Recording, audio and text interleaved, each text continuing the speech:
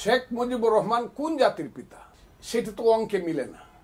আমি জানি না তারা কিভাবে মূল্যায়ন করে, আমরা তারা জিজ্ঞাসা করে না, আর আমি এই ব্যাপারে নিয়ে চিন্তাও করি না। জাতির পিতা, বঙ্গবন্ধুকে জাতির পিতা লেখা হয়। আমার প্রথম দিন যখন এই শব্দটা প্রথম উচ্চারণ করলো 18ই ডিসেম্বর 1971 সাল, ছাত্রনেতারা ইন্ডিয়া থেকে কলকাতা থেকে আসলো, আমি আসম রবের কণ্ঠে প্রথম শুনলাম জাতির পিতা একবার, এরপর আর উচ্চারণ করে নাই।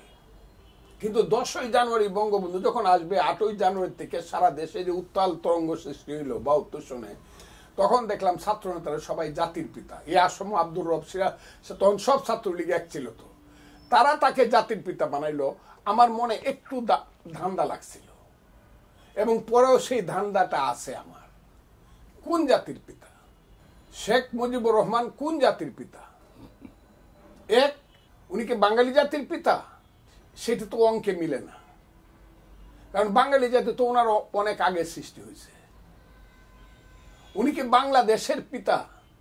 দেশ তো একটা স্থবির জিনিস, এটার তো কোনো পিতা হইতে পারে না। এটার প্রতিষ্ঠাতা হইতে পারে বা স্রষ্টা হইতে পারে। আমার কথাগুলা খুব, আমি এই কথাগুলা বইলেই যাব, আমার মনে যাবে বাঙালি জাতির পিতা বঙ্গবন্ধু শেখ মুজিবুর রহমান। এই কথাটার মধ্যে কিন্তু প্রশ্নবোধক চিহ্ন খুব বড় করে থাকবে, যেটা আমার মনেও আছে। বাংলাদেশের স্রষ্টা, বাংলাদেশের স্রষ্টা কি তিনি একা? আরো তো আছে। আমার কথাটা খুব বুঝার চেষ্টা করবেন। অথবা ফাউন্ডিং ফাদার্সের একজন? না, ফাউন্ডিং ফাদার্সের উনি একজন না।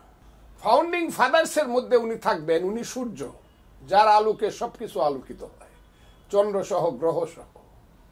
অন্যরা কিন্তু গ্রহ, কিন্তু উনি কিন্তু নক্ষত্র। মুক্তিযুদ্ধের শেখ মুজিবুর রহমান নক্ষত্র, অন্যরা সব গ্রহ। এটা আমার সঙ্গে কেউ দ্বিমত করতে পারে, আমি তার দ্বিমতটাকে মানব, মাথা পেতে নিব। কিন্তু আমার কাছে মুক্তিযুদ্ধের যে সময়টা 66, 67, 68, 69, 70, 71-এর 25শে মার্চ রাত্র 12টা পর্যন্ত শেখ মুজিবুর রহমান হল মুক্তিযুদ্ধের নক্ষত্র। যে উনি 7 জনের একজন না, উনি 7 জনের একজন না। তবে যারা তাকে একদম না পছন্দ করে তাদেরকেও বলতে হবে উনি 7 জনের মধ্যে 1 নম্বর। আমার কথাটা খুব, একদম শেখ মুজিবকে না পছন্দ করে যারা, তারাও বলতে হবে শেখ মুজিব 7 জনের মধ্যে 1 নম্বর। Do you follow my word? 1 নম্বর। আর এই ফাউন্ডিং ফাদার্স তো এই আমেরিকান চিন্তা থেকে আসে, এটাতে আমি বিশ্বাস করি না।